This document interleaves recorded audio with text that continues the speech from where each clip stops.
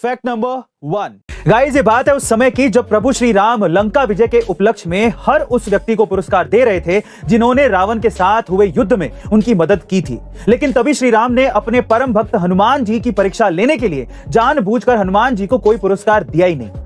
और ये सब देख वहां मौजूद माता सीता को बड़ा दुख हुआ, तो उन्होंने खुद ही हनुमान जी को बुलाकर अपनी बेशकीमती पत्थरों से जुड़ी माला हनुमान जी को भेंट कर दी थी, जिसे हनुमान जी ने खुशी खुशी स्वीकार भी कर लिया था।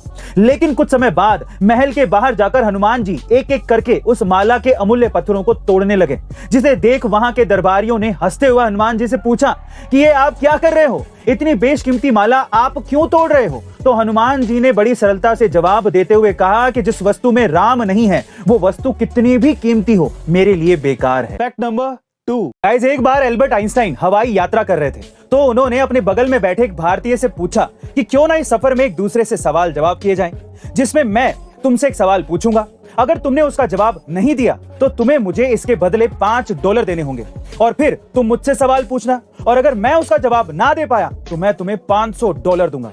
अब भारतीय ने कहा पूछो। तो आइंस्टाइन ने उससे अपना पहला सवाल पूछा कि बताओ यहाँ से चांद कितनी दूरी पर है। अब इस बात का जवाब इंडियन को नहीं पता था, तो उसने अपनी जेब से $5 निकालकर आइंस्टाइन को दे दिए।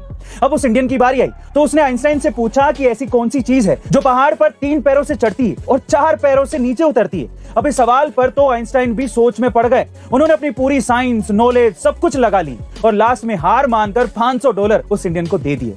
फिर आइंस्टाइन ने कहा कि तुम इसका उत्तर तो बताओ। तो उस इंडियन ने तुरंत अपनी जेब से $5 आइंस्टाइन को निकाल कर दे दिए और कहा कि मुझे भी नहीं पता।